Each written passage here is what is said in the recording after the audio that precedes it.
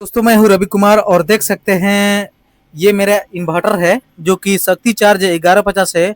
अगर आपका इस इन्वर्टर इस प्रकार से आवाज़ देने लगता है, देख सकते हैं इस प्रकार से आवाज़ कर रहा है, तो सबसे पहले आप कैसे इसे ठीक कर सकते हैं। क्या पंखी का आवाज़ है तो मतलब पंखी बदलना पड़ेगा या इसे और कोई उपाय करेंगे। चलिए खोलते हैं और देखते हैं इसको। तो वीडियो में बन रही है और मैं आज से क्लास स्टार्ट करूंगा, मतलब full course LED inverter DTH मतलब ऑल चीज का क्लास स्टार्ट करूंगा, सब चीज बनाने को सिखाऊंगा।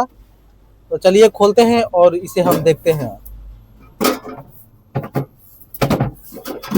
ठीक है दोस्तों, तो मैं इसे ओपन कर रहा हूं क्योंकि मैंने ऑलरेडी इसे ओपन कर रखा है। देख सकते हैं इसमें कितना धूल गर्दा पड़ा हुआ है और ये मेरा ही है, ये मेरा दुकान का ही है। देख सकते हैं ये मेरा दुकान है और मैं यहाँ पर सब चीज़ बनाता हूँ। इन्वर्टर जो भी इस प्रकार के स्टेबलाइजर लीफ गार्ड का नहीं बनता है, अगर इस प्रकार के, तो ये भी मैं बनाता हूँ। कैसे बनेगा इस सब का डायग्राम बता दूंगा। तो देख सकते हैं इसमें हम हवा मारेंगे और हवा मारने के बाद आपको बताएंगे कि इसमें प्रॉब्लम एक्चुअली दिक्कत क्या है। तो चलिए, ये मेरा ब्लोअर है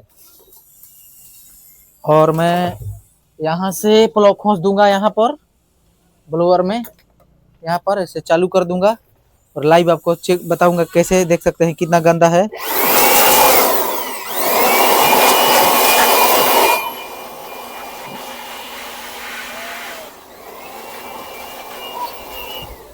तो देख सकते हैं मेरा बोर्ड कितना नया हो गया।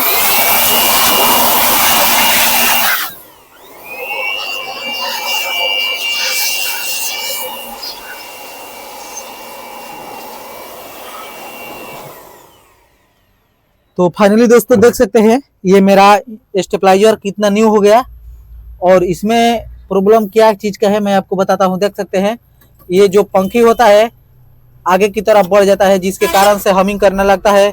और क्या होता है कि उस कंडीशन में थोड़ा बहुत तेल वेल डाल सकते हैं आप इसमें, तो तेल डाल दीजिएगा तो ये पंखी आपका ठीक हो जाएगा। दोस्तों मैं आज से इलेक्ट्रॉनिक का क्लास स्टार्ट करूंगा, जैसे मतलब एलईडी टीवी हो, मैंने हर चीज़ का क्लास स्टार्ट करूंगा। मैंने आपको जो भी सीखना है कमेंट में बता दीजिएगा, उसका मैं बोर्ड के द्वारा मैं बताऊंगा, प्रैक्टिकल और थ्योरी दोनों बताऊंगा। तो दोस्तों वीडियो में बने रहिए और जानकारी अच्छा लगेगा तो चैनल को सब्सक्राइब कर दीजिएगा।